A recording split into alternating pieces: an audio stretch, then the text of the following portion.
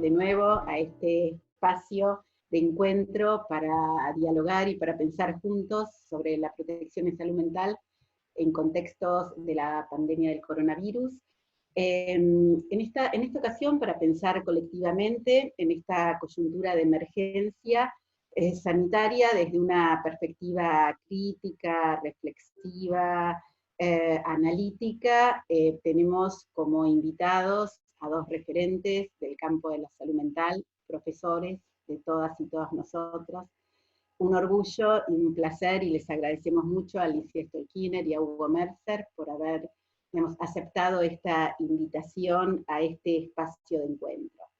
Y en este espacio que pensamos desde el doctorado en salud mental comunitaria, que es un espacio plural y heterogéneo, donde queríamos conjugar, por un lado, la presentación de prácticas territoriales, pensar políticas, pero además armar un espacio que nos permitiera, de alguna manera, hacer un procesamiento analítico de aquello que está pasando en el campo de la salud y en el campo de la salud mental. Y para eso, en este encuentro virtual en especial, la idea es pensar juntos acerca de qué está sucediendo en estos campos y construir colectivamente conocimientos. Desde un principio, este conversatorio tuvo como objetivo poder articular las prácticas territoriales con, digamos, las perspectivas académicas, y poder juntos hacer una construcción colectiva, una construcción de lo común, que nos permitan, en este contexto de incertidumbre,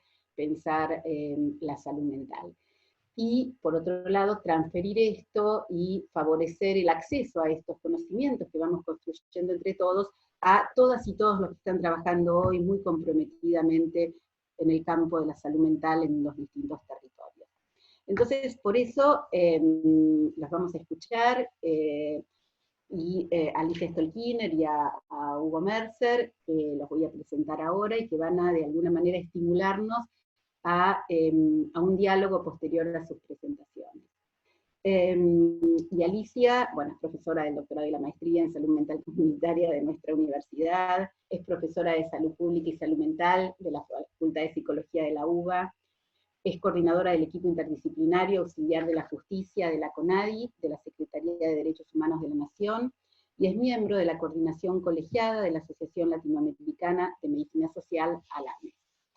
Y Hugo Mercer es profesor en el ICRM de la Universidad de San Martín, es docente de la Facultad de Ciencias Sociales de la UBA, es ex coordinador de la Maestría en Medicina Social de la UAM Xochimilco, es funcionario de la OMS, del Departamento de Recursos Humanos para la Salud de Ginebra, de Suiza, y es miembro del comité editorial del Global Health Promotion Human Resource for Health de Interface. Bueno, Alicia, Hugo, empezamos y te escuchamos primero, ¿sí? Muchas gracias por aceptar la invitación, y bienvenido a este espacio de conversatorio. Bien. Bueno, muchas gracias, el agradecido soy yo. En este espacio y estos días de cuarentena, es bueno tener un diálogo con todos ustedes, en especial en un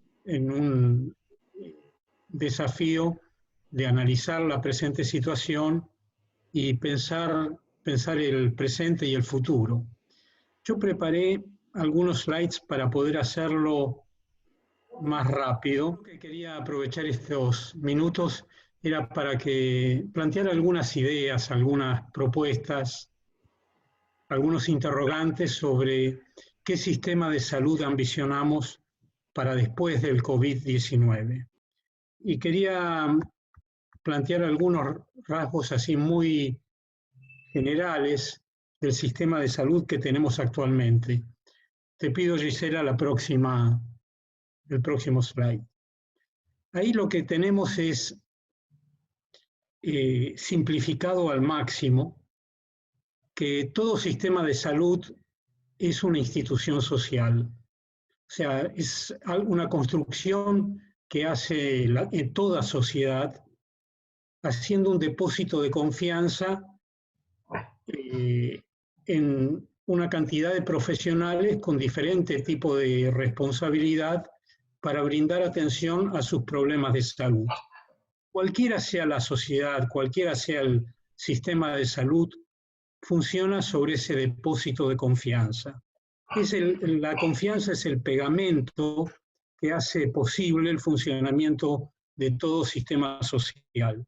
Hay momentos en los que los sistemas sociales, los sistemas de salud, perdón, entran en crisis, y una de sus crisis es cuando se debilita la confianza que la población tiene hacia el sistema en su conjunto o a partes de ese sistema. Con el correr de las últimas décadas ha habido una transformación sobre cómo el sistema de salud ve a la población que accede al sistema de salud. Originalmente estaban muy articulados, quienes brindaban servicios formaban parte de la población, estaban muy cercanos, y los servicios de salud no distaban demasiado de dónde vivía, dónde trabajaba, dónde se educaba la población. Hoy en día el acceso está mucho más restringido de la población al sistema de salud en su conjunto.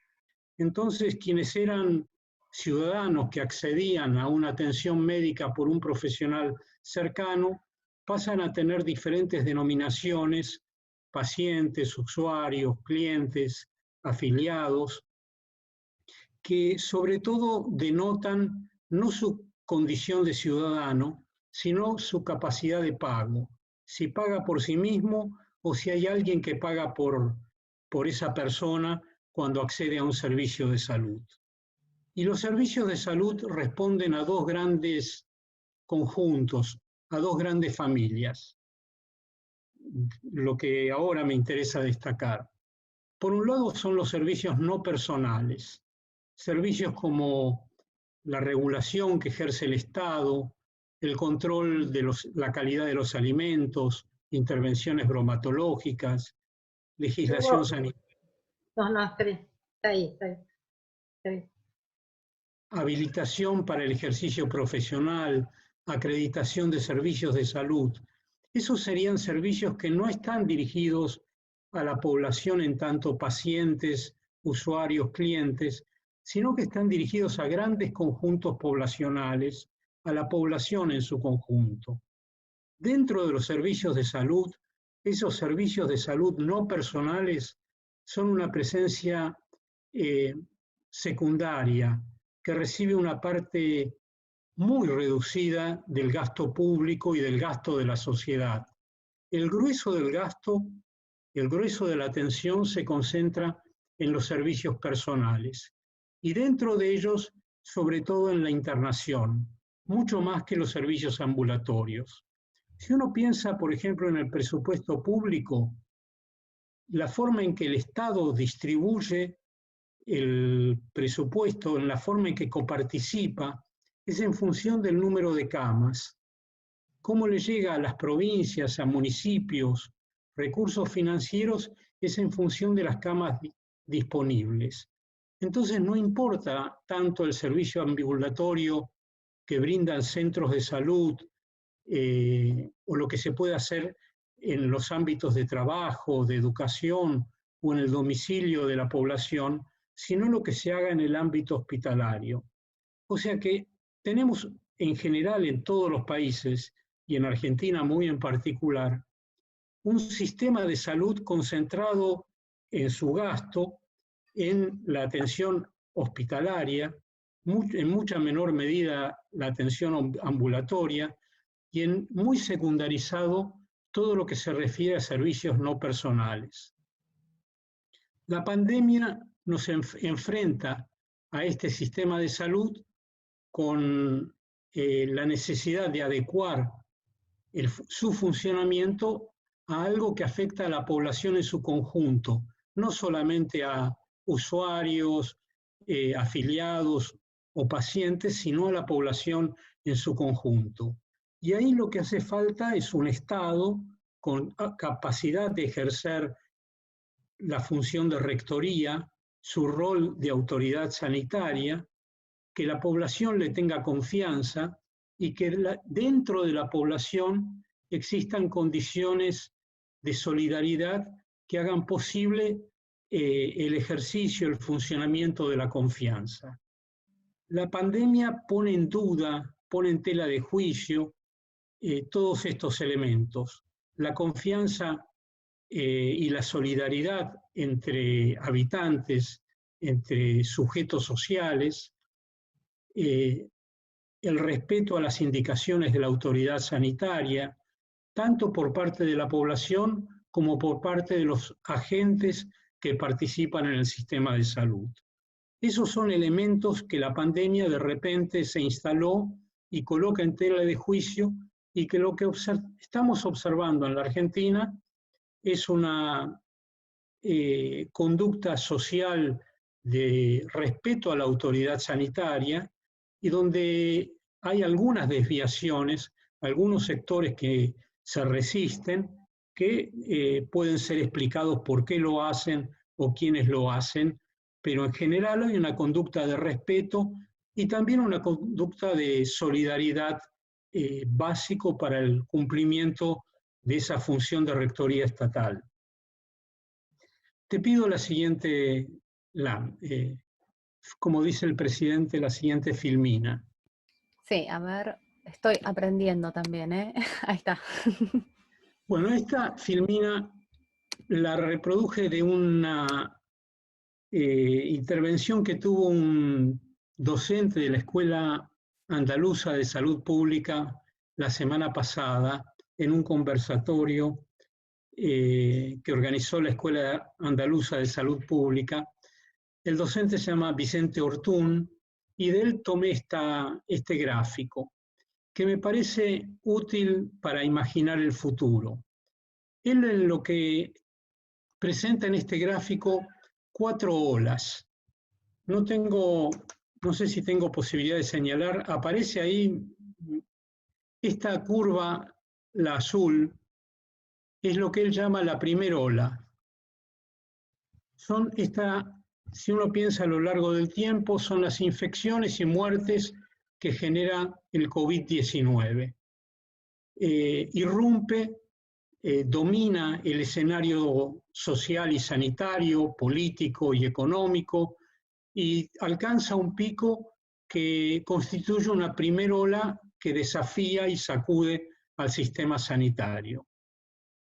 Yo pediría pasar a mirar la curva que está con un color, la tercera que aparece acá, esa, que sería con la aparición del COVID-19, el impacto que esto tiene en la relación entre sistema de salud y población, en la interrupción de atención a las enfermedades crónicas. O sea, durante una primera etapa no se las atiende y después emerge como una demanda que se acrecienta e irrumpe en el espacio de demanda, de relación entre población y servicios, como una nueva curva, una segunda ola que va a constituir un escenario disruptivo en el sistema, en la relación entre sistema y población.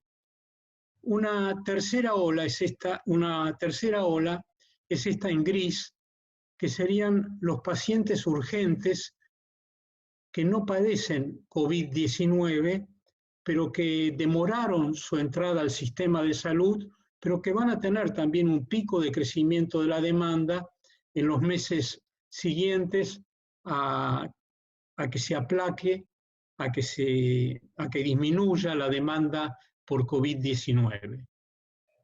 Y por último, una cuarta ola que a ustedes les toca más de cerca, que sería esta que está en amarillo, que serían aquellas patologías que pueden estar o no derivadas no solamente por el COVID-19, sino por la crisis económica, la desigualdad social, el estrés que genera el COVID-19, es lo que imaginan en el escenario europeo. No es solamente para el caso español, sino es la previsión que están haciendo para los países de la Unión Europea. Estas 4 olas sostienen los epidemiólogos, algunos epidemiólogos, y Vicente Ortún en especial, van a constituir el escenario post-pandemia que va a tener que enfrentar de alguna manera el sistema de salud. La pregunta que nos podemos hacer es si el sistema de salud, tanto el europeo como el nuestro en Argentina o en otros países de América Latina, va a estar en condiciones de atender este diversificado tipo de demanda con su actual estructuración, o va a tener que hacerse eco a las demandas y a las situaciones que este presente ha generado. Te pediría pasemos a la siguiente slide. Quizás sea este un momento donde reclamarle a los estados y a la Argentina que algunos compromisos que contrayeron en los últimos años se hagan realidad para poder cambiar el sistema de salud y que cambie desde el Estado y también ejerciendo la capacidad de rectoría, la capacidad de regulación que tiene el Estado, que cambie alguna de las distorsiones que históricamente se han construido sobre el sistema de salud. Una de las distorsiones, y que sería central, es que el sistema de salud no sea tan hospitalocéntrico, no esté concentrado tanto en la prestación de servicios personales de salud y centrado en la atención cuando ya la enfermedad está avanzada, sino priorizar la promoción de la salud.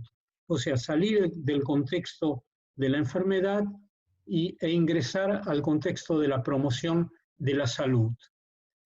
Todos los países del continente suscribieron en el 2019 una estrategia de promoción de la salud.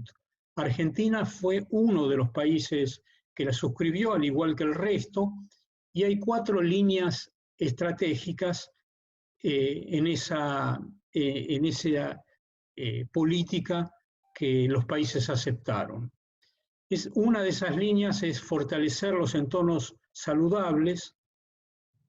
La segunda es facilitar la participación y el empoderamiento de la comunidad y el compromiso de la sociedad civil.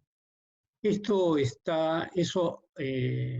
apunta a respetar la capacidad organizativa, la capacidad de agencia de la población, y que no solamente esperen pasivamente la prestación de servicios asistenciales.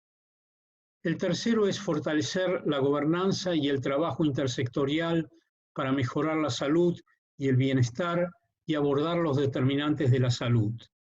Y la cuarta es fortalecer los sistemas y servicios de salud, incorporando un enfoque de promoción de la salud. Estas serían 4 principios, 4 políticas. En la estrategia se definen con indicadores, hay metas que los países tendrían que cumplir, y sería saludable para nuestros países que tengamos un sistema de salud más orientado a la promoción, más participativo, con una población más empoderada y no esperando los servicios que el Estado, no solamente los servicios del Estado, de la seguridad social o del sector privado.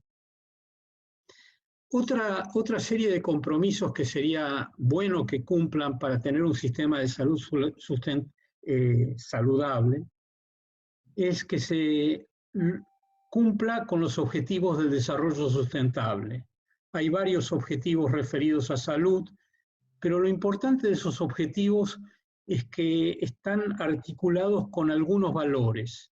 Valores de inclusión social, valores de democracia, valores de un desarrollo respetuoso del medio ambiente y, cuarto y no menos importante, de respeto a los derechos humanos. Si los países cumplen con esos 4 valores, luego hay políticas de desarrollo sustentable específicas, dentro de las cuales salud es una de las prioritarias. En tercer lugar, lo que desde el año 2011 los países, y Argentina también, aceptaron actuar sobre los determinantes sociales de la salud. Muchas veces se firman documentos, los países suscriben compromisos, pero quedan como una suscripción de compromiso formal que no se materializa en prácticas coherentes. Creo que este es un momento en el cual la Argentina contamos con un gobierno y con capacidad de escucha e intervención que puede actuar sobre la promoción de la salud, el desarrollo sustentable y los determinantes sociales de la salud. Y por último, lo de aceptar que se puede hacer salud en todas las políticas públicas, no solamente a través de lo que hace el Ministerio de Salud. Se puede hacer mucho desde trabajo, justicia, educación, economía, vivienda, transporte. Son áreas desde las cuales el Estado maneja palancas relevantes para lograr un cambio sobre la salud colectiva. Te pido la siguiente, Gisela. O sea que para el futuro podríamos pensar si seguir contando con un sistema de salud centrado en hospitales y profesiones tal como están estructuradas hasta el presente, o bien incorporar de manera decisiva la capacidad de agencia que tienen los conjuntos poblacionales. En Argentina esto no es un enunciado utópico. Hay experiencia de movimientos sociales con una fuerte intervención en salud. Menciono algunos ejemplos: Garganta Poderosa, Barrios de Pie, Economía Popular, lo que hacen varios organismos de derechos humanos, organizaciones ambientalistas, pero hay muchas. Otro elemento relevante en la historia reciente de Argentina es lo que ha logrado, lo que está logrando el movimiento feminista. O sea, la presencia en las calles y la reivindicación constante está cambiando y ha cambiado muchas de las políticas y concepciones sobre la salud. Y pensar también de que ese movimiento social también permite aparecer o permitió aparecer con una mayor presencia agentes de salud, gestores, promotores, que están mostrando una capacidad de organización y de gestión, sobre todo en villas, en barrios más carenciados, que son el vínculo con la organización de los servicios públicos, sobre todo. Y por último, organización de servicios con una base territorial, donde se pueden articular los servicios públicos también con aquellos que organiza la propia sociedad con una base territorial. O sea que lo que planteo es que el desafío a futuro es si la pandemia nos va a encontrar el día que termine con el mismo sistema de salud reforzado en sus distorsiones, en sus formas de concentrar el poder y las formas de gestión, o si la sociedad va a poder reivindicar y capitalizar, hacerse cargo de algunos de los logros que esta situación de crisis genera. Querría terminar esta primera intervención retomando algunas ideas que en un libro de un pensador, antropólogo indio en realidad, Arjuna Padurai, en un libro que se llama La aspiración que nutre a la democracia. En el prólogo de ese libro, Ota de Leonardis presenta una serie de ideas y algunas de las que dice que son producto de su trabajo en el campo de la salud mental, que me dice cosas que ella, Ota de Leonardis, es una socióloga de la Universidad de Milán, ha estado varias veces, Milano Bicocca, ha estado varias veces acá en Argentina, y trabaja mucho en el campo de la salud mental. OTA dice de que tendríamos que pensar un nuevo tipo de welfare, un Estado benefactor diferente al que existió luego de la posguerra europea, de la posguerra en la Segunda Guerra Mundial, y dice un welfare que sea digno de ese nombre, que no solamente redistribuya bienes, sino que produzca capacidad, con la que también redistribuye poder. Capacidad es un concepto central en el pensamiento de OTA.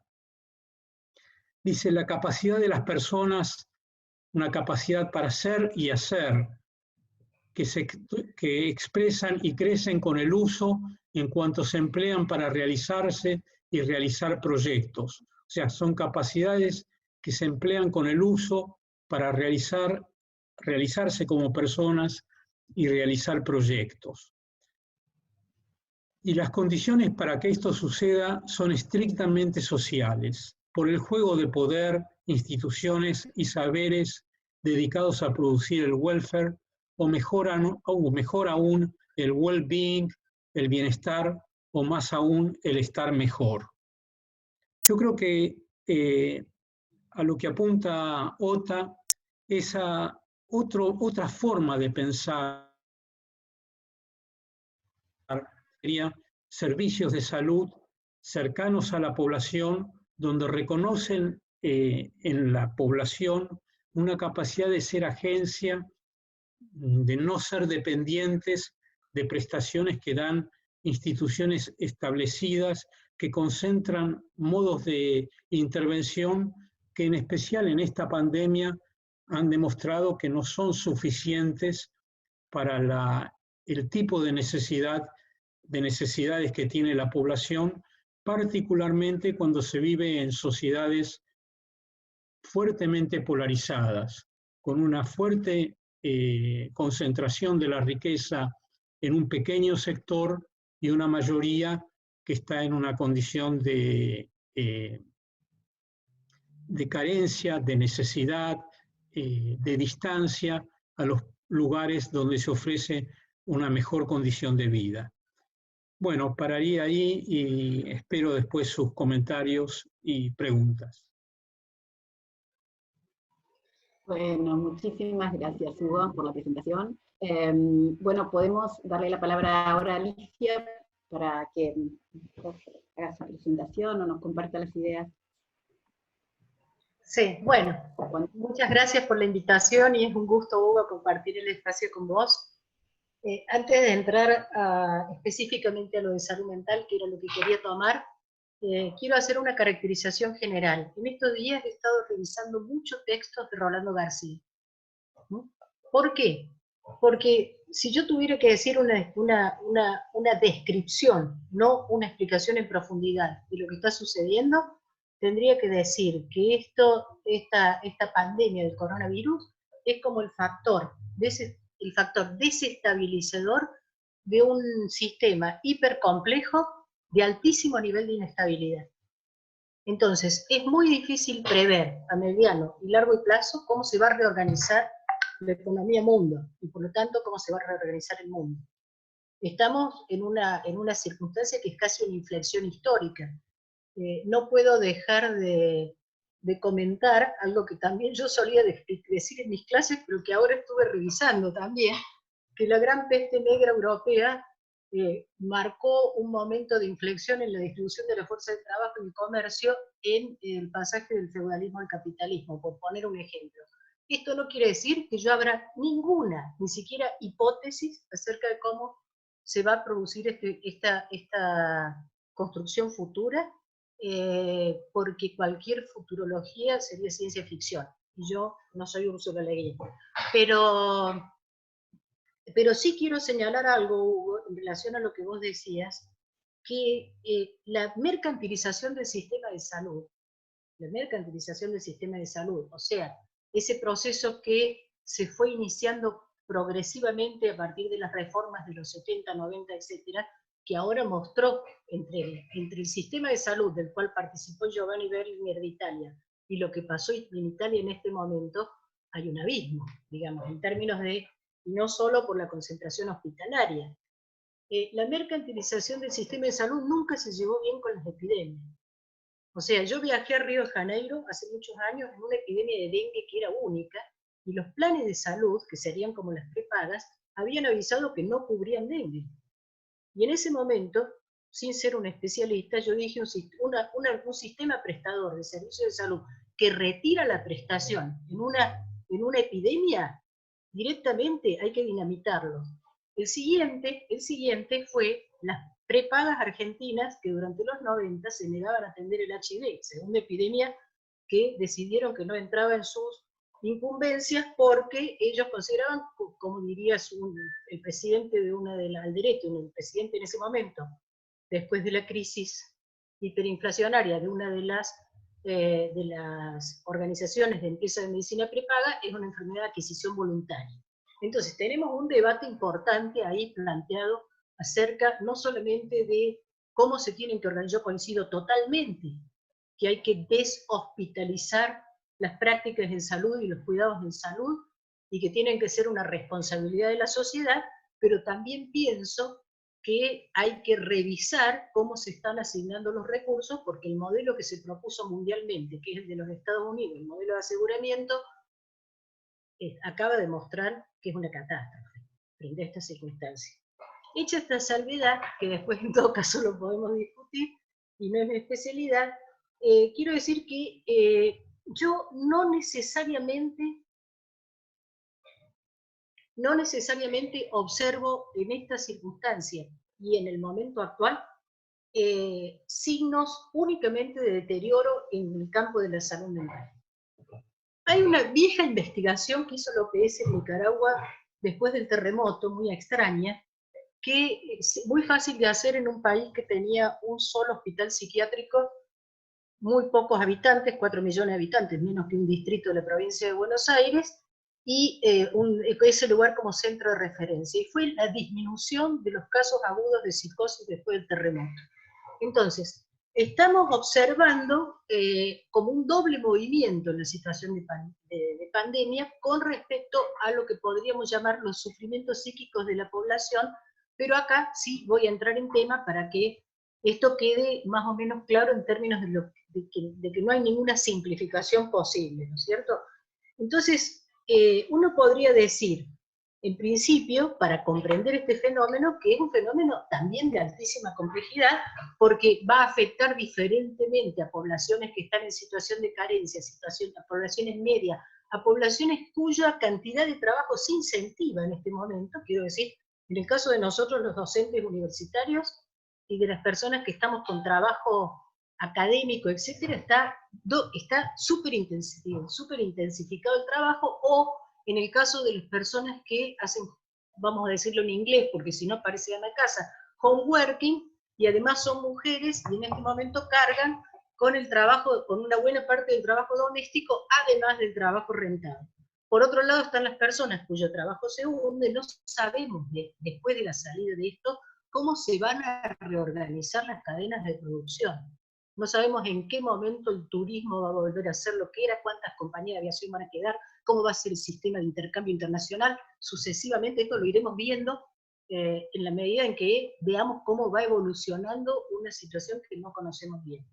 Pero lo cierto es que hay un sector de la población que queda prácticamente sin actividad, y hay un sector importante de la población sin actividad extradoméstica, porque la doméstica le toca a todos, digamos, y queda sin actividad rentada. Hay un sector que aumenta su desempleo, un sector que incrementa su pobreza, y hay algunos sectores que sobreviven dentro de los sectores medios, o que tienen como una cierta sensación de seguridad, por lo menos circunstancial, y algunos sectores que se ven hiper exigidos con respecto a esto, y pongo en primer lugar el personal de salud, que es el que está, además, en muchos casos, teniendo que enfrentar la situación de cobertura de la situación, en muchos casos sin los recursos adecuados, como ellos mismos lo han planteado.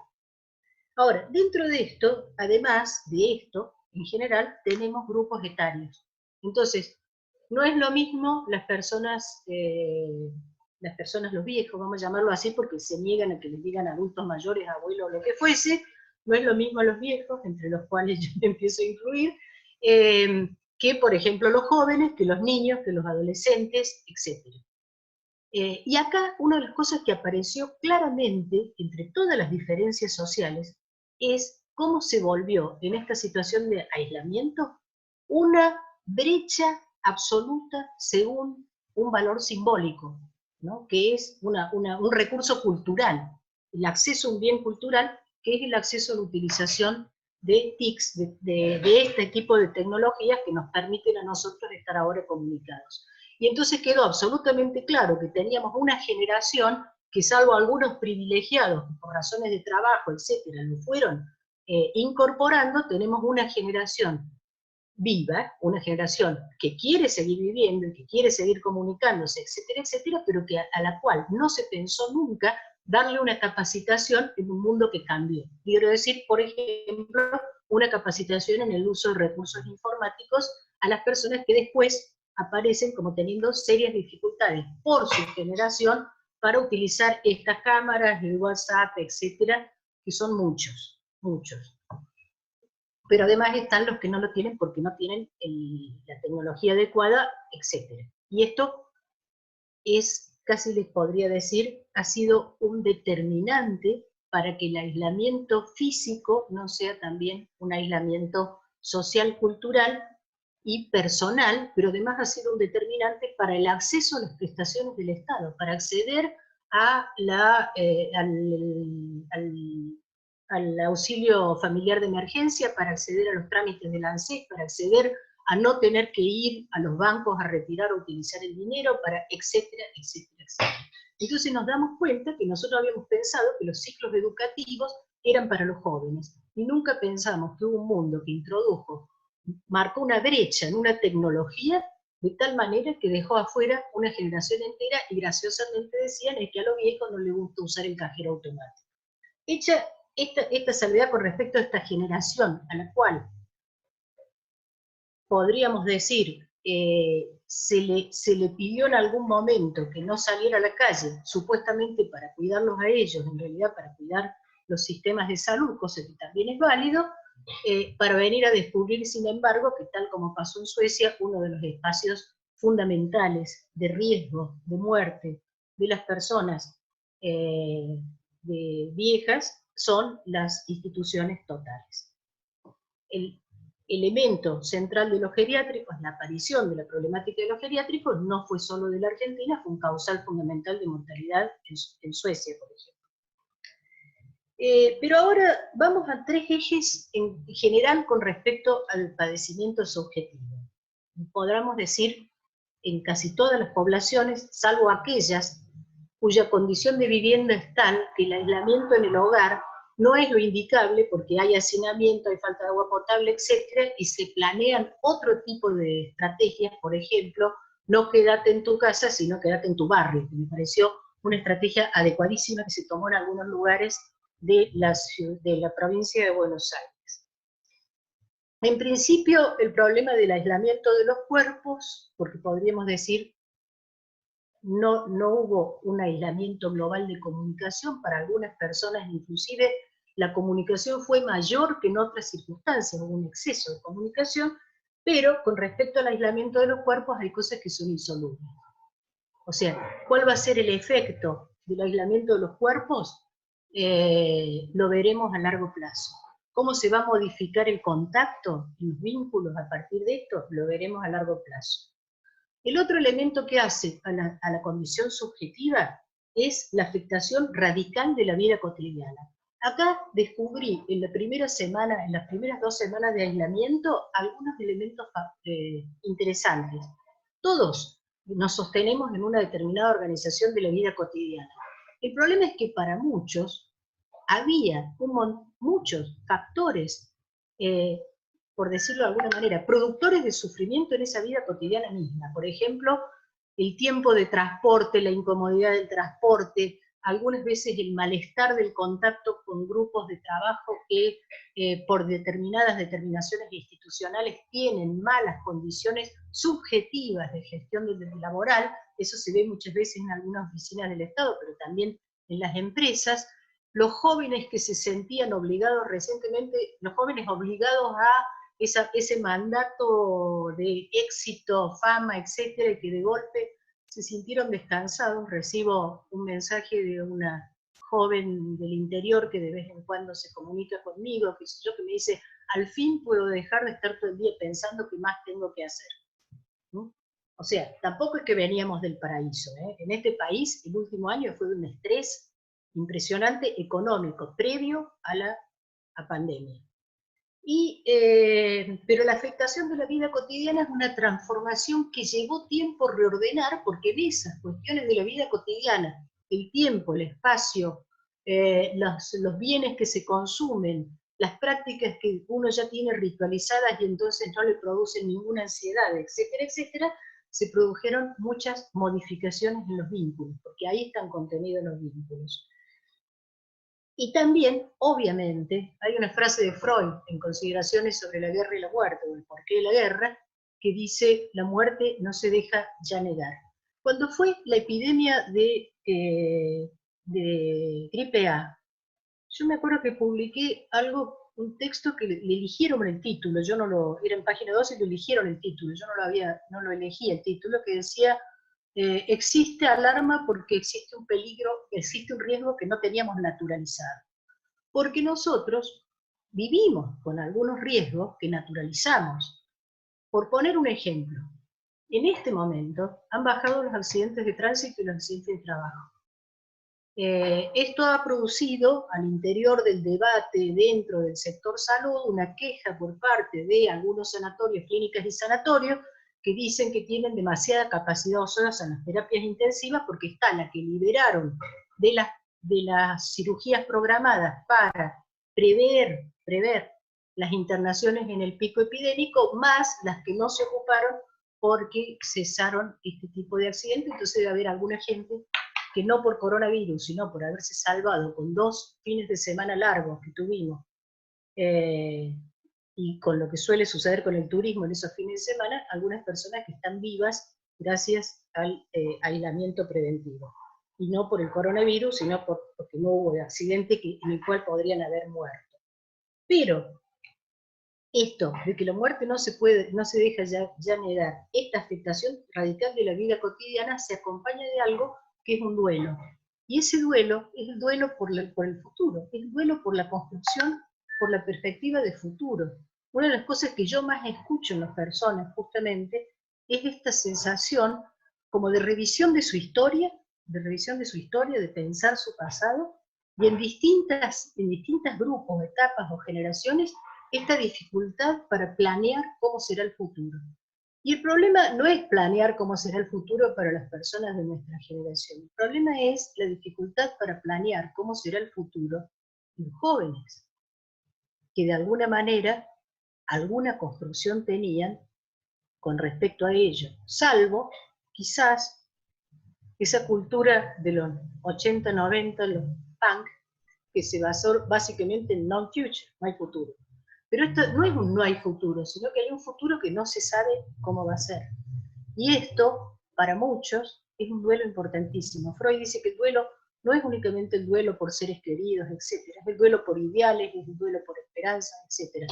Y creo que hay un duelo por una esperanza con respecto al futuro. La sensación de es difícil, entre otras cosas que he escuchado mucho, es difícil que este episodio no se repita. Y nadie le puede decir que no es así. Y es difícil que de acá se salga bien, con una percepción además de que esto vino a coincidir con una crisis muy importante. Entonces, hay grupos que se afectan particularmente. Acá han estado comentando bastante el tema de los niños y niñas. Otros grupos, niños, niñas y adolescentes, ¿no?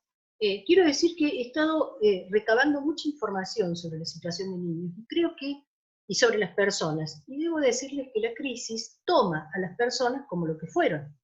Quiere decir, la persona que tenía bastante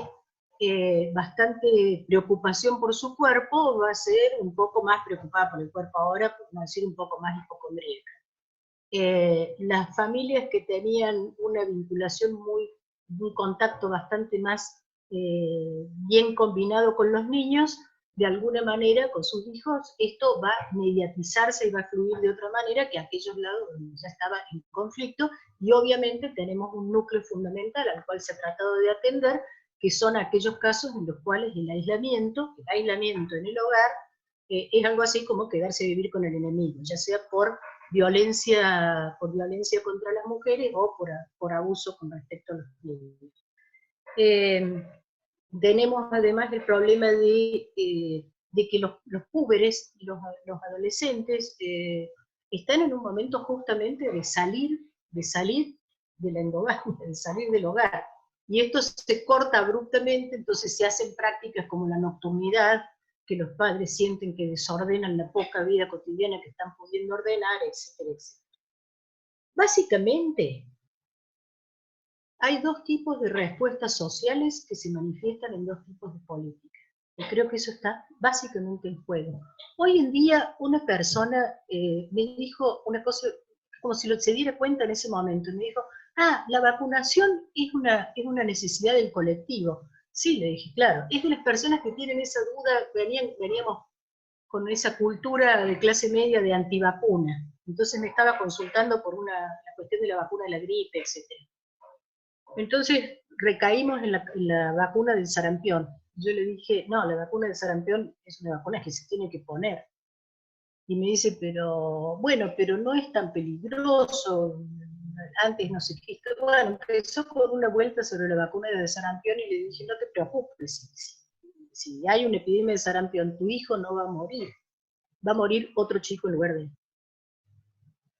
Y entonces ahí me dice, ¿por qué? Le digo, porque cuando hay una epidemia de sarampión mueren los más frágiles, ¿no? Los que están, cuando yo era niña nos contagiaban a propósito.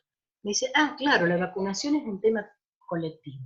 Bueno, una de las cuestiones que está en juego en este momento es si se trata del individuo y de la preservación del individuo, o si se trata, como diría, vamos a volver sobre el tema de los derechos humanos, como diría Levinas, se trata básicamente del otro.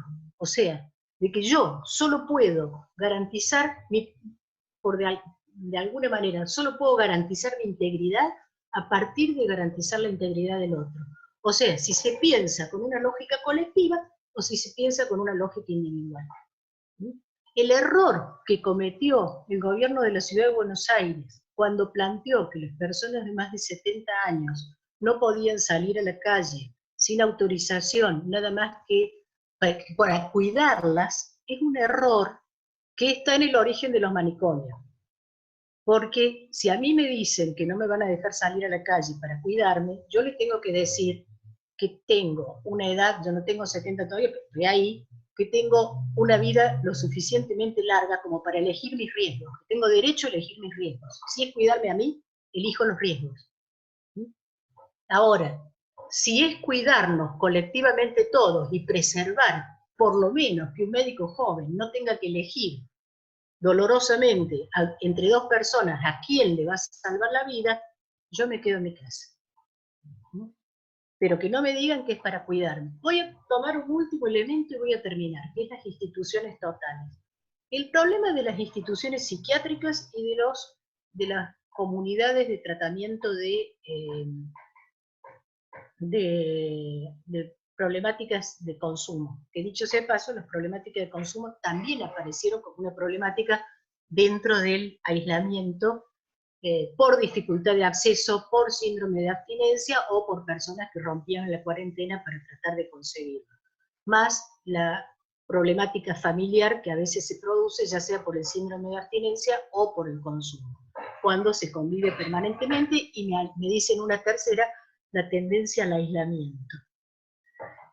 Más las personas que están en soledad. Todo esto reconoce posibilidades de respuesta que son políticas centradas en el individuo, perdónen, pero tengo un mosquito dando vueltas que me preocupa, porque lo otro que tenemos es el dengue, que centradas en el individuo o pensadas colectivamente. Y curiosamente, aquellas que se piensan colectivamente vehiculizan determinadas políticas que hacen que el modo de gubernamentalidad estatal tenga que estar centrado básicamente en las necesidades del conjunto poblacional y no en las necesidades de algunos grupos específicos que reclaman por intereses que son altos intereses.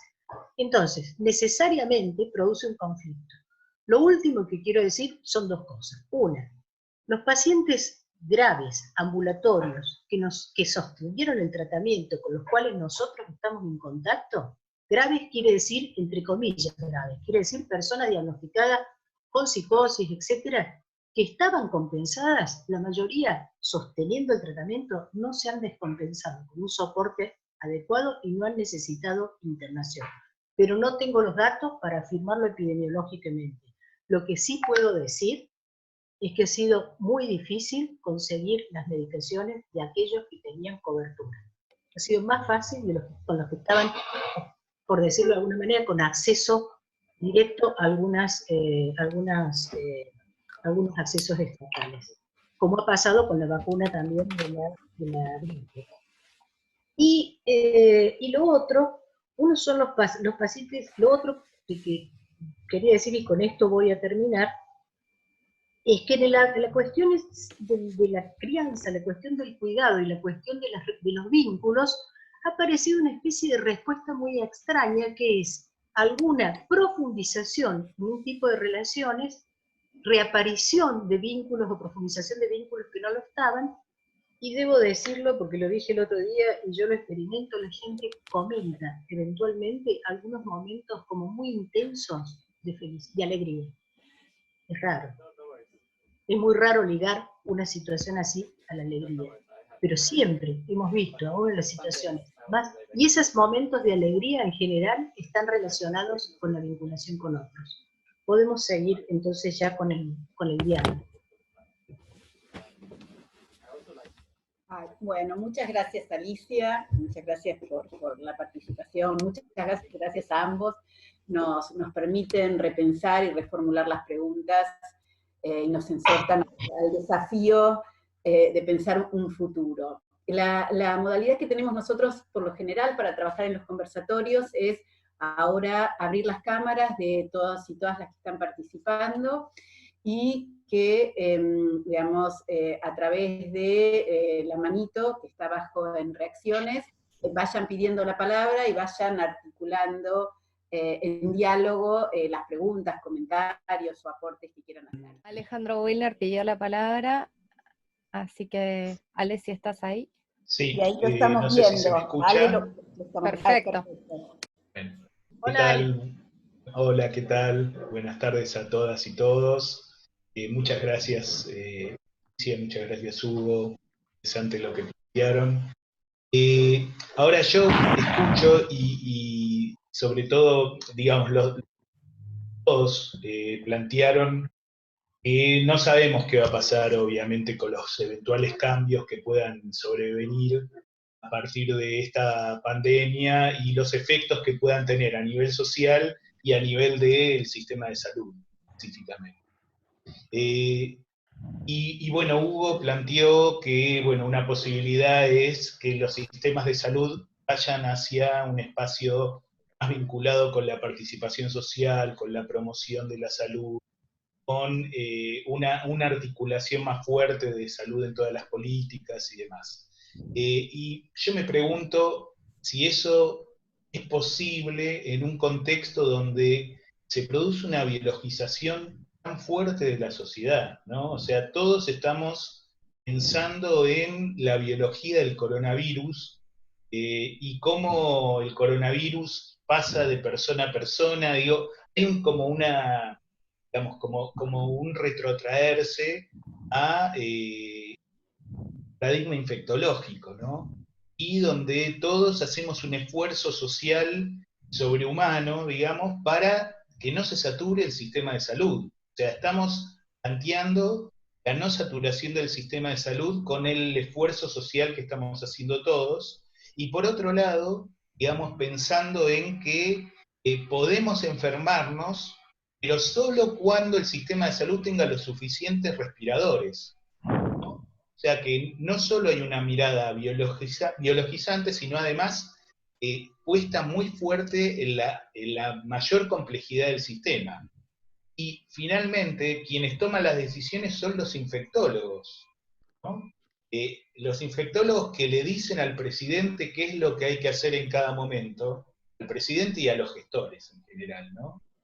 Porque lo mismo pasa con los gobernadores, pero no, digamos, no se incluye a los sanitaristas, no se incluye a las universidades, no se incluye a los cientistas sociales, no se incluye a quienes mencionan, digamos, qué pasa a nivel social con el esfuerzo que estamos haciendo.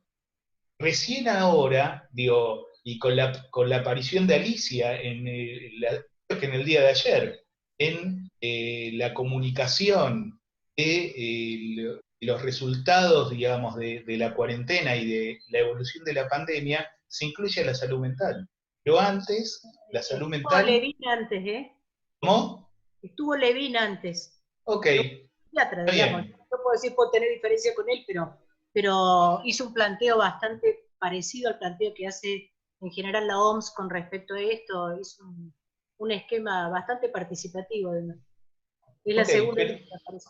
pero digo, si bien es cierto, por ahí, bueno, yo no tuve el registro de Levin, pero de todas formas me parece que hay una mirada hiperbiologizada. Entonces, ¿cómo vamos a plantear una transición hacia un sistema de salud que esté mirando más lo social cuando esta pandemia está empujándonos para todo lo contrario? Entonces, bueno, quería ver un poco si podíamos conversar alrededor de ese tema. Yo Gracias. tengo, gracias Alejandro, tengo dos preguntas más, ¿les parece que tomamos esas preguntas y después volvemos? Está anotada Marcela Botinelli. Marce, si estás por ahí. Hola, ¿qué tal a todos? Muchas gracias por las presentaciones.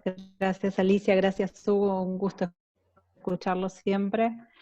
En principio, una cosa para lo que decía Alejandro recién, yo vengo siguiendo los informes diarios del Ministerio todos los días desde el primer día, todos los días a las 9 de la mañana están la viceministra, el responsable Costa de epidemiología y una persona más, y todos los días cambia esa persona.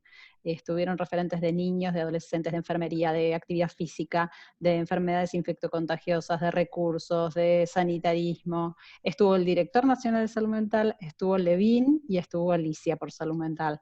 Entonces, en 40 días que hayamos estado 3 veces los de salud mental, a mí no me parece que sea tan poco. Creo que también tiene que ver esta mirada con una cuestión de cómo se comunican estas cosas, y me parece que no esté el informe diario en todos los noticieros a la misma hora que se da, es una pérdida de comunicación del sistema.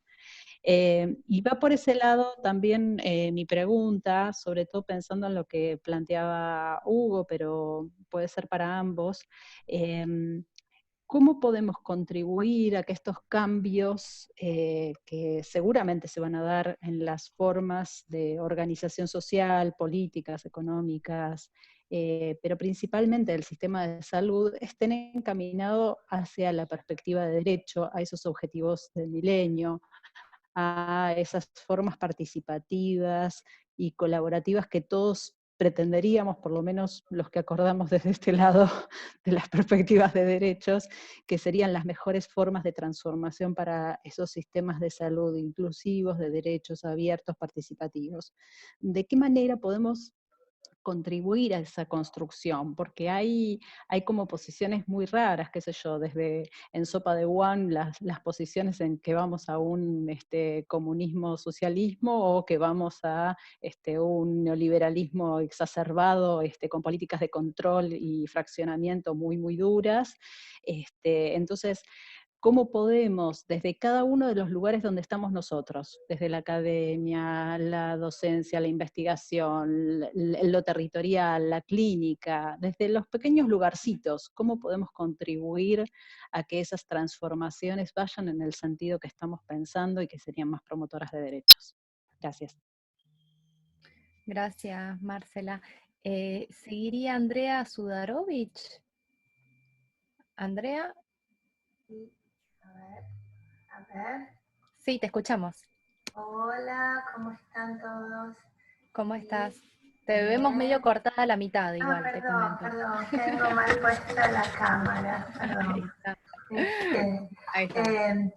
Sí, seguía atentamente, bueno, a mí me gusta, yo aún no lo conocía, sí la sigo mucho a Alicia, que la escucho y me sorprendió gratamente encontrarla en los comunicados del Ministerio de Salud, sobre todo en un tema que estamos, en un tiempo en el que estamos reclamando por qué no se nos exceptúa del aislamiento a los psicólogos, que bueno, hay una serie de mociones para ver si desde el Ministerio de Salud, o desde las autoridades nos habilitan a esto. Entonces, creo que nos movemos en una serie de contradicciones que van cambiando a un paso aceleradísimo. Y mi pregunta me iba dirigida a Alicia, porque me quedé en esta cuestión de las políticas centradas en el individuo o en estas políticas colectivas. Creo que venimos de todo un tiempo en donde hubo una modalidad muy centrada en la cuestión del individuo y que me parece bien que ahora se comiencen estas nuevas perspectivas en relación a la salud. De hecho, creo que lo del COVID-19 pone en pausa un montón de cuestiones y nos genera impresionantes interrogantes en relación a, bueno, qué va a hacer. Creo que no hay antecedentes, me parece, más allá de la mención que hacía Alicia a lo de la peste en alguna época de nuestra historia como humanidad.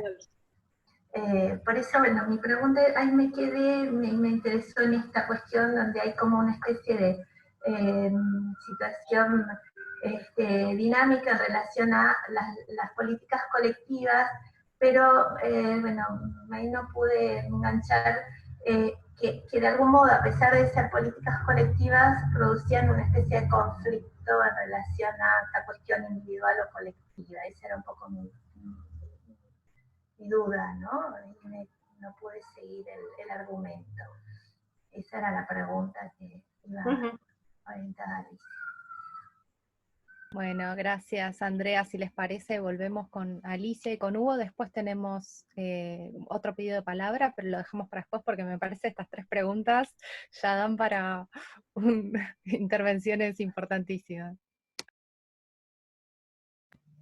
No sé quién prefiere. Respondo primero Alejandro, o las 3 y después que hable Hugo si quiere. Alejandro, yo lo que creo, es muy amplio lo que voy a decir. Lo que creo es que en realidad hay una crisis de paradigmas. Tenía que suceder, porque nosotros en los últimos 30 años veníamos con neo-post. Lo que no era neo era post, pero siempre estaba refiriendo a lo pasado. Era neopositivismo, neoliberalismo, postestructuralismo, pero veníamos, en las ciencias sociales no había nada que no fuera neo o post. Y yo no coincidiría con vos en que esto es un centramiento biologista. Estamos preocupados o pensando por, bueno, ni hablar de los medios de comunicación masiva, que son un capítulo aparte porque son más peligrosos que el virus, digamos. Pero o sea, desde que encontré una señora que cree a partir de lo que escuchó en una radio, que la gente que tiene coronavirus también transmite SIDA, ¿no? Por ejemplo. Pero no creo que sea un fortalecimiento. Yo creo que efectivamente está planteada revisar algo que fue ya una contradicción que se venía agudizando en los últimos 20, 30 años, que es la contradicción entre positivismo y romanticismo, por llamarlo de alguna manera. Entonces, por un lado, la ciencia como detentadora de la verdad y la ciencia reducida, la ciencia dura, la biología, etcétera, etcétera, que por lo tanto, más que verdadera, además es objetiva, y más que objetiva es buena, cosa que se venía derrumbando, y entonces la aparición, por algo traje el ejemplo de los antivacunas, y podría hablarte de los terraplanistas, la reaparición dura del romanticismo, por decir el antirracionalismo. Y Marshall Berman dice: la única superación de la modernidad es tomar algunos elementos centrales de la modernidad y avanzar con ellos. O sea, no se trata ni del romanticismo, que después de todo estaba en la raíz del nazismo, ni se trata del positivismo.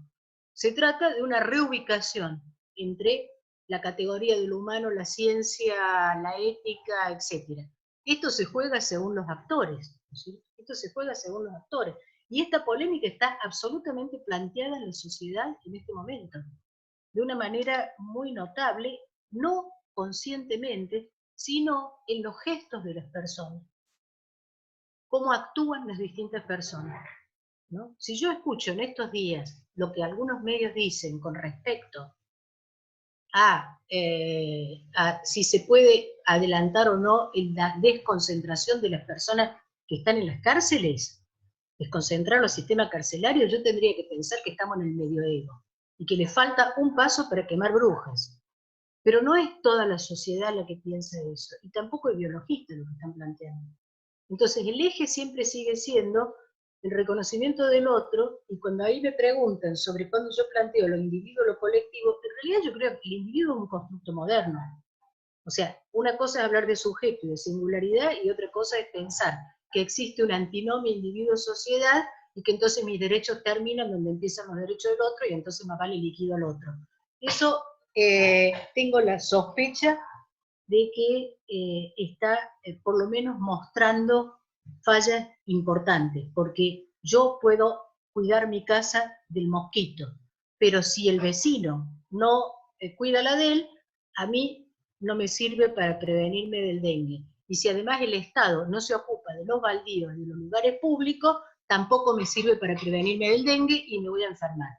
Entonces, pongo ese ejemplo del dengue, que es la otra epidemia que hemos tenido, más la de sarampión, no es que estamos así, Chocho nos agarró una epidemia.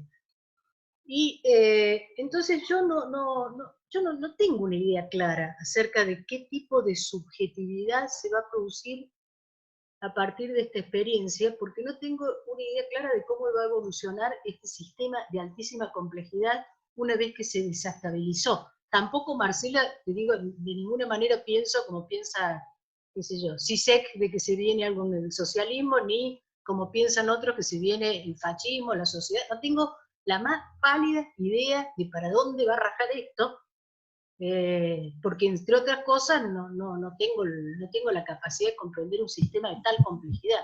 Y me parece que el trabajo no va a ser el mismo, la vida no va a ser el mismo, y la distribución de poder no va a ser el mismo, y el lugar de los estados en relación a las sociedades no va a ser el mismo, porque si hay algo que la gente ahora se dio cuenta, es de que en última instancia, cuando tiene que recurrir a una vehiculización social que la hace una forma de gubernamentalidad estatal, alguna forma de gubernamentalidad estatal, para utilizar un término Foucaultiano, porque yo no manejo la categoría Estado, sociedad civil y mercado pensada exactamente de esa manera. No la pienso exactamente de esa manera, no creo que sean tres instancias articuladas entre ellas. No sé si te responde. Creo que no me quedó más nada. Hay una cosa que me quedó del término de la... Yo no lo dije, lo dije en... Es impresionante el aislamiento, la capacidad que tiene de producir enojo. Esto aparece en los conflictos entre las personas, nos aparece todo. Hay una cierta tendencia a la cólera, que la tenemos justamente por la restricción, inclusive creo por la restricción del movimiento. El que capture ese enojo, gana. Y hay fuertes tendencias, hay fuertes movimientos destinados en este momento a capturar ese enojo. El que capture ese enojo y construye el enemigo, fue un error plantear que esto es una guerra, entonces construye un enemigo. Y entonces lo que nosotros tenemos que hacer no es tratar de capturar nosotros el enojo, sino tratar de contrarrestar el enojo en lógicas que sean de pasiones, por decirlo financieramente, de pasiones alegres, ¿no? Es absolutamente distinto, pero ojo con eso, porque es una sociedad que empieza a cansarse, y cuando se empieza a cansar y empieza a padecer, alguien va a tratar de capturar ese enojo. Bueno, creo que me toca. Sí. Bueno, gracias por las preguntas, son muy provocativas.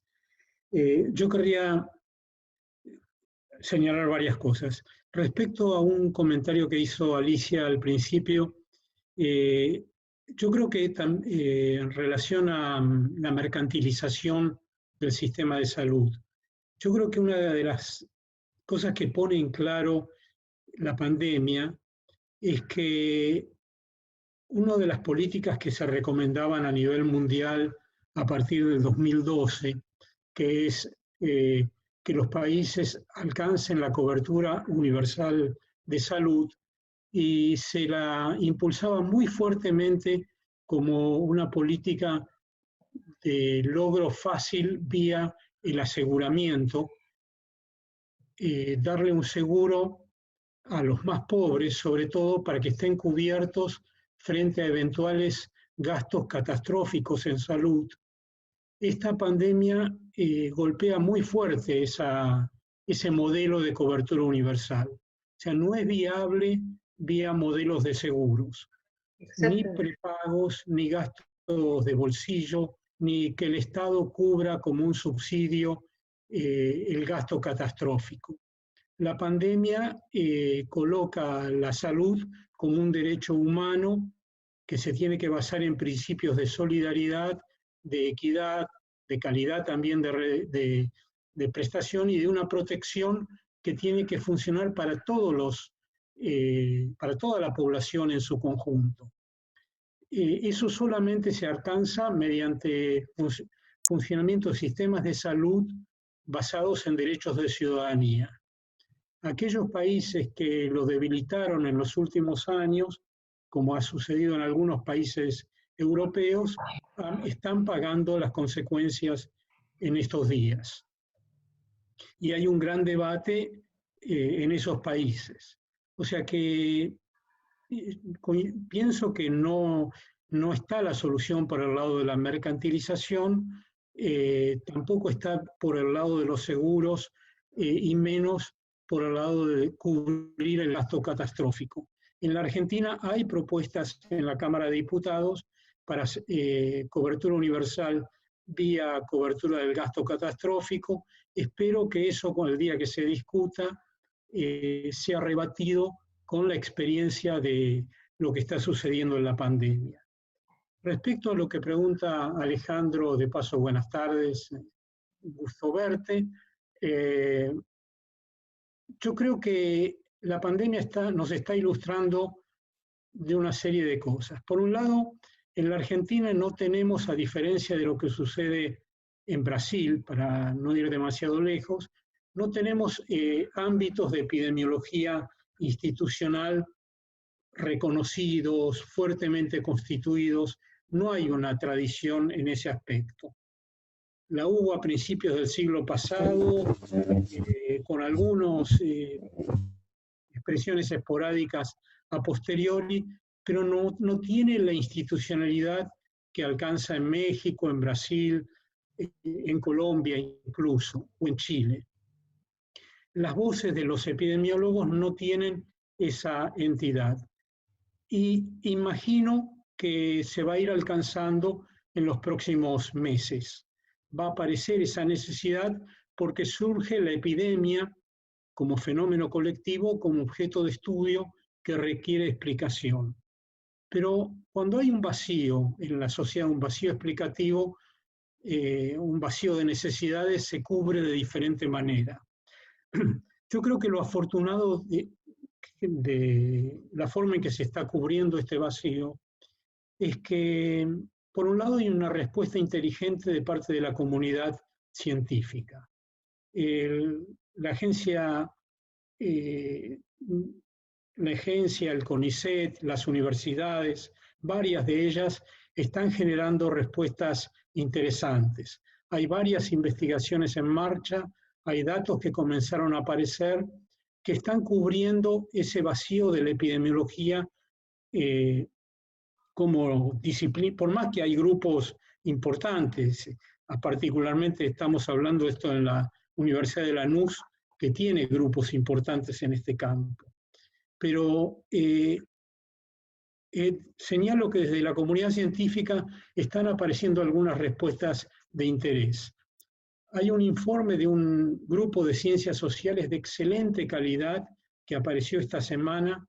El autor principal es Gabriel Kessler, pero hay varios integrantes de muy buen nivel y es un diagnóstico socioepidemiológico, económico, laboral, educacional, el acceso a tecnologías informáticas.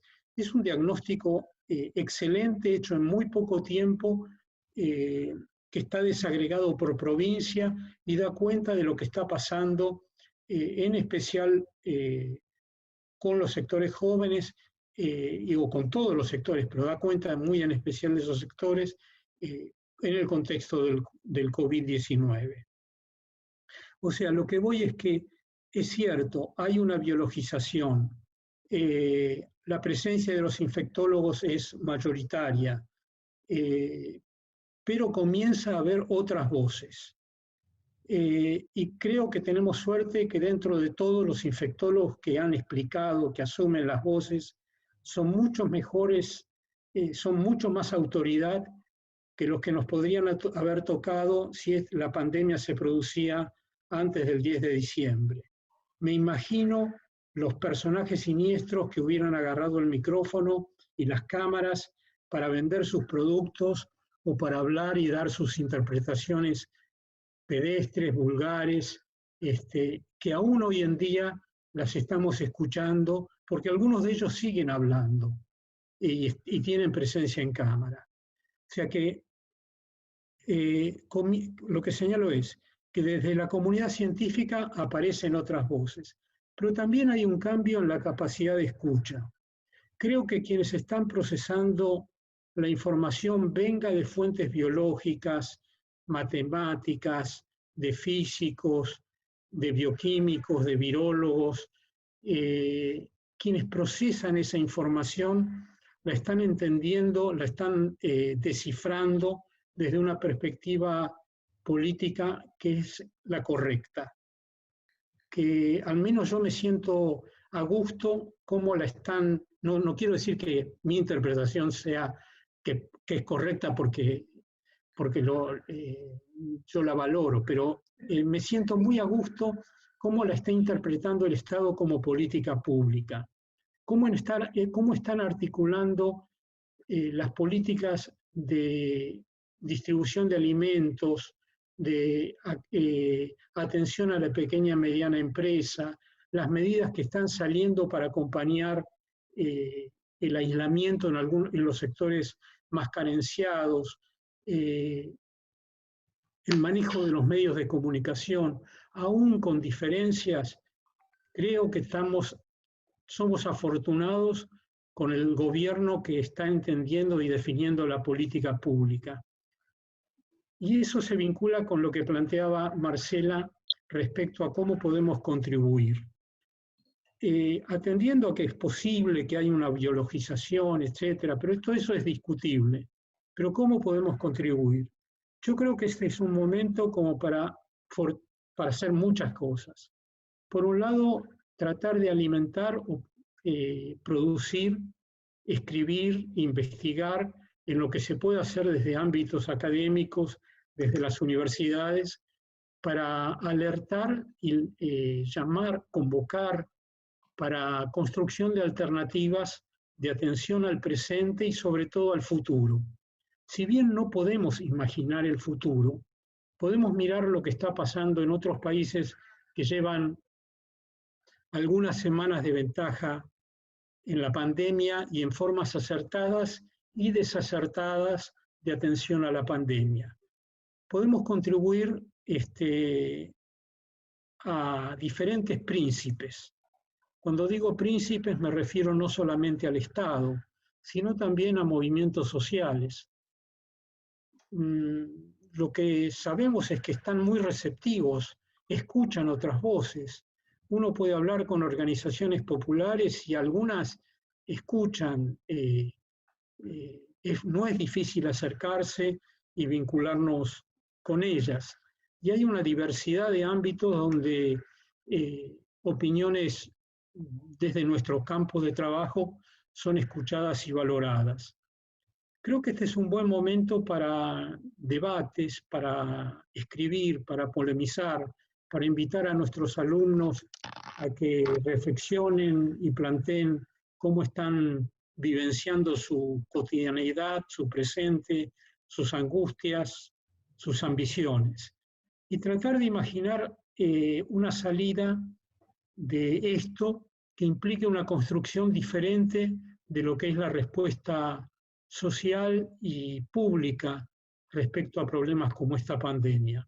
Es posible que el futuro nos encuentre con otras amenazas, otros riesgos similares a estos, que escapan al criterio de clasificación de las enfermedades que tienen los prepagos o a los criterios de determinación de riesgos de las compañías de seguros. Vamos a tener otro tipo de conflictividad social. Y creo que es el momento donde quienes trabajamos en salud, en ciencias sociales y salud, o en políticas públicas o salud pública, es el momento para un pensamiento original, debatidor de las ideas establecidas. Bueno, creo que esos eran los puntos. Gracias, Hugo. Gracias, Alicia. Tengo anotada a Sonia Malva Basualdo, que quería hacer una pregunta. A ver si está por ahí, Sonia. Estoy. Perfecto. Ahí está. Hola. Bueno, gracias Hugo, gracias Alicia, gracias Alejandra, que te vi por ahí también. Un placer escucharlos. Y hacer una consulta que tiene que ver con situaciones que uno viene viendo cotidianamente, no solo en los barrios, sino obviamente también en la televisión. Teniendo en cuenta que hoy podemos decir que hoy, y hablo de hoy, la cantidad de muertes, la cantidad de contagiados, realmente está, como dicen, con la curva achatada, aún hoy. Pero ¿qué está pasando socialmente? Y a partir de esto querría preguntarles, en relación a situaciones que uno ve de médicos que han sido golpeados, ascensores donde hay carteles, ¿sí?, que inhiben la entrada de enfermeros o de médicos, de un enfermero que muere de coronavirus y los familiares no pueden hacerle el entierro, pero además tienen temor que los vecinos les quemen la casa. Vecinos que delatan a otros porque salen a la calle. Digamos, es una situación, aunque sea para reflexionar, para analizar, y preguntarles a ustedes qué reflexión tienen en relación a esto, a cómo intentar que el miedo no se transforme en aversión al contagiado. En principio, creo que tenemos que revisar los términos que usamos. Por ejemplo, grupo de riesgo es un muy mal término. Ya lo supimos cuando la epidemia de HIV, ya lo denunciaron las personas que sufrieron la segregación por ello. En todo caso, grupo en riesgo, porque faltó poco para que acusaran a los viejos de contagiar la enfermedad. Y después que toda catástrofe promueve lo mejor y lo peor de una sociedad. O sea, toda catástrofe promueve acciones fuertemente solidarias y simultáneamente acciones fuertemente discriminatorias y segregativas. Si las personas se centran en que la idea es salvarse individualmente, van a tratar de sacar la enfermera de su casa, ¿no es cierto?, pensando que eso les evita el riesgo a ellos, aun cuando sea la misma enfermera que quizás necesiten el día de mañana. Pero por otro lado, ahí ves cómo es la forma de la vehiculización del odio. Hay dos cosas que la metáfora de la guerra, creo que es una mala metáfora, además de ser absolutamente patriarcal, pero bueno, la metáfora de la guerra tiene dos elementos. Una, buscar un enemigo, y otra, la épica heroica, que lleva a algunas personas del sector salud a sacrificarse en el trabajo, cuando en realidad lo que tendrían que hacer como trabajadores es reclamar las condiciones dignas de trabajo en estas circunstancias. Las dos cosas me parece que tienen que ser dejadas de lado. Ni el sacrificio, no es que son nuestros héroes que están en el desembarco en Dunkerque, son trabajadores que están cumpliendo su función y tienen que respetarse sus necesidades y cuidárselo como se cuida a un trabajador. No son héroes. Los enfermos no son héroes, los médicos no son héroes, las enfermeras no son héroes. Me quedó una pregunta pendiente, que es lo de los psicólogos. Eso me quedó pendiente. Ahí hay una batalla porque no nos han reconocido los psicólogos como trabajo esencial, y una batalla que se dio alrededor de la atención virtual, pero no los que están en el servicio público, porque esos, los que están en los hospitales públicos, están en sus lugares de trabajo, atendiendo directamente. El problema aparece en los prestadores de obras sociales, empresas de medicina prepaga, etcétera, que están reclamando que se les permita la atención cara a cara de los pacientes, y no solamente... Es un debate que me gustaría tener específicamente, va a ocupar demasiado espacio acá.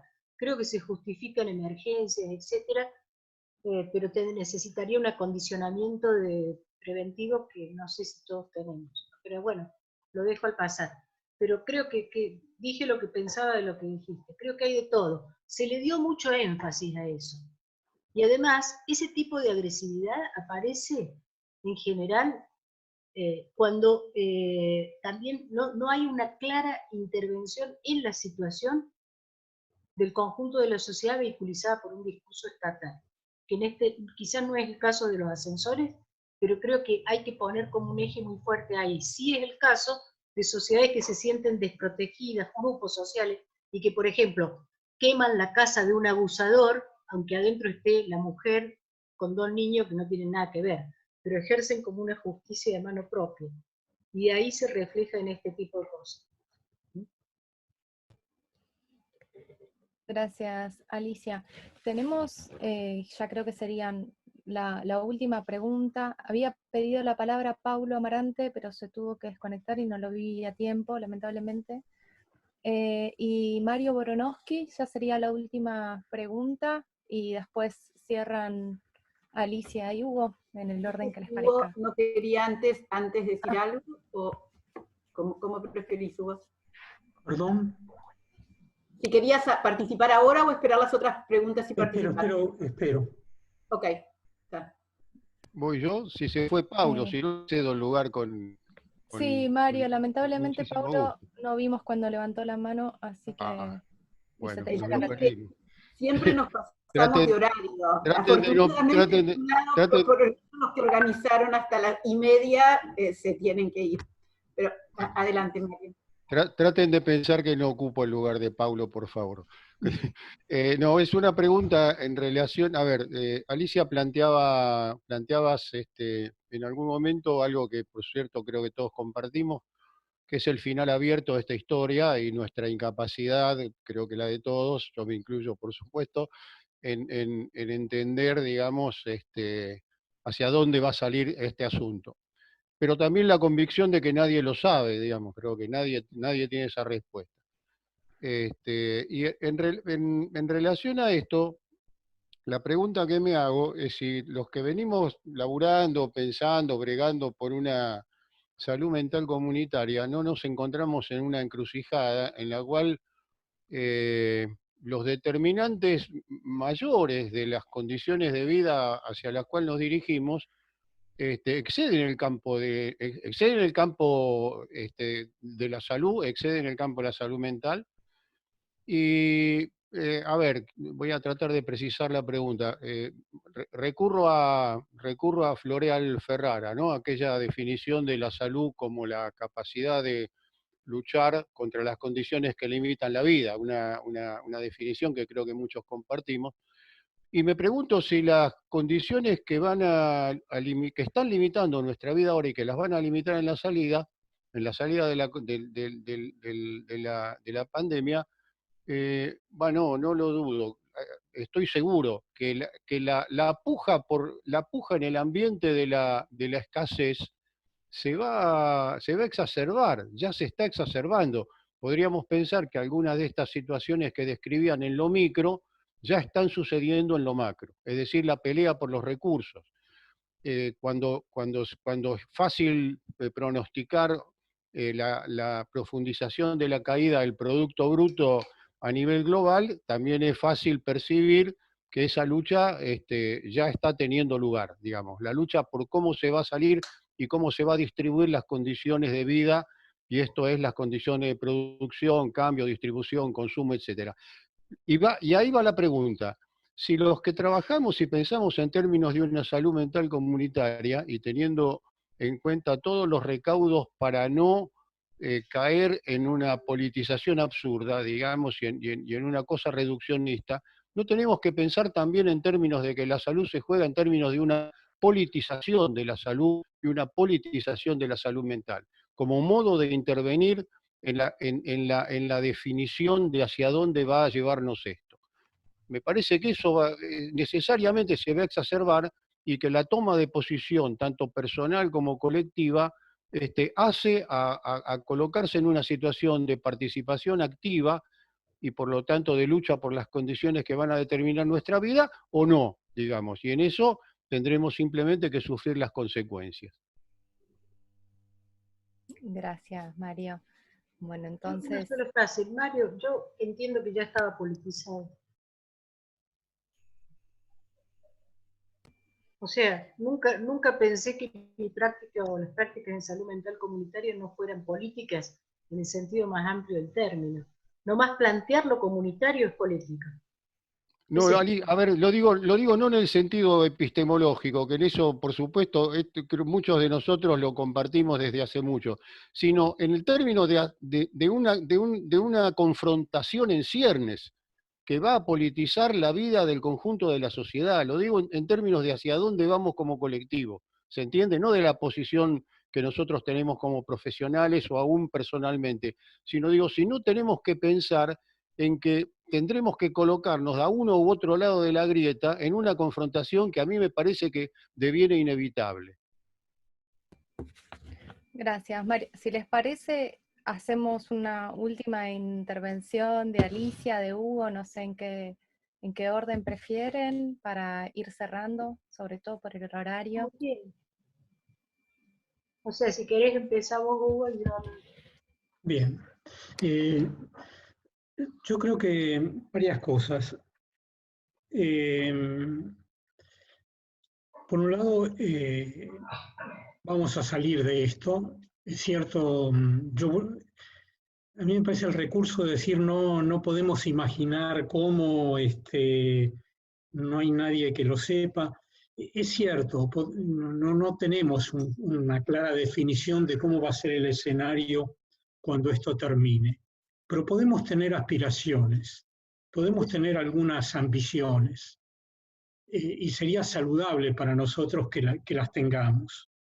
Una de esas ambiciones es imaginar de que Argentina ha sido capaz de afrontar, de sobrellevar, de salir de esta situación que plantea la pandemia. En ese sentido yo no soy pesimista, soy optimista.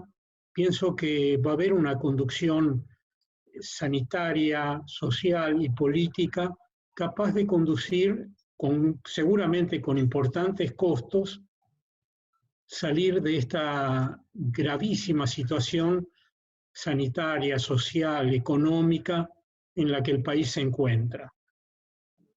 Y que habría que contribuir para demostrar que esos sistemas, esas esferas, están fuerte y mutuamente articuladas, que no corren por un lado la salud como evento biológico de lo que sucede en el ámbito del trabajo, la distribución del ingreso o el pago de impuestos, que están todos fuertemente articulados.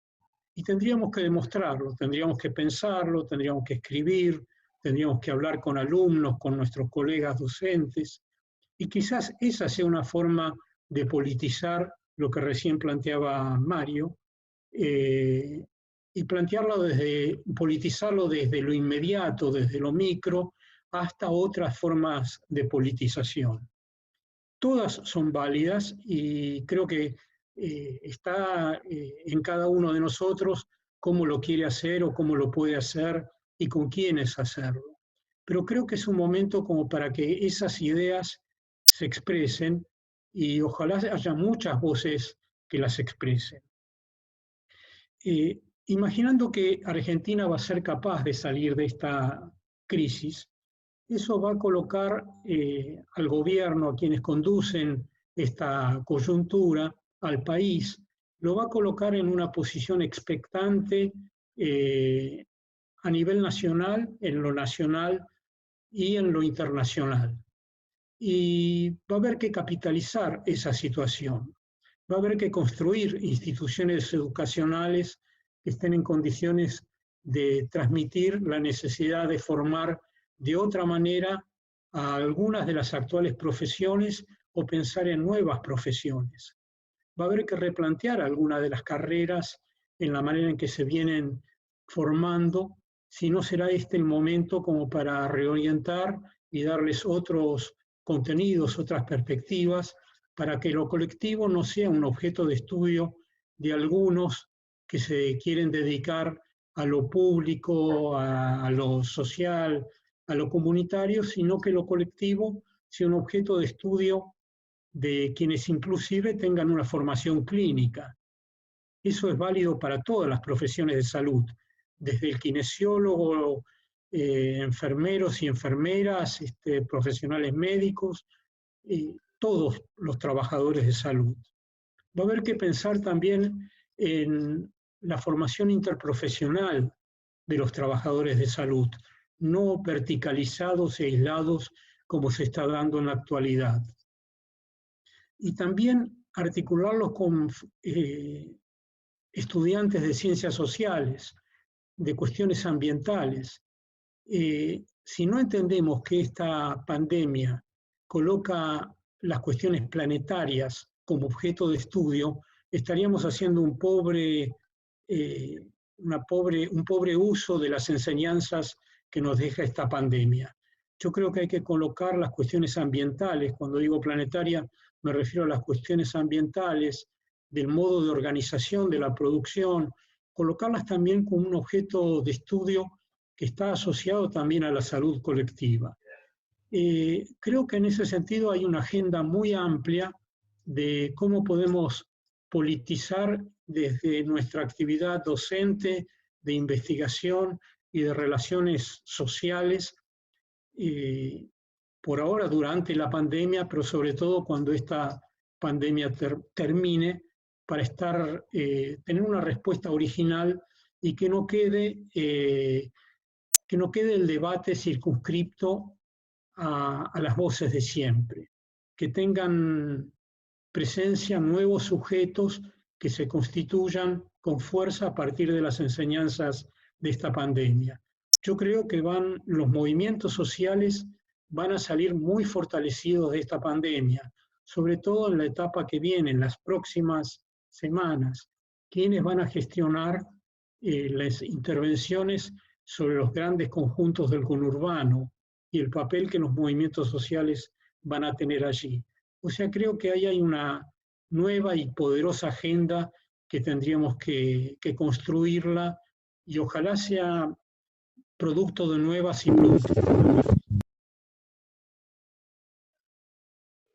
Bueno, gracias Hugo por introducir también la cuestión de la importancia de una agenda para los que estamos en el mundo de la academia, la investigación, etc.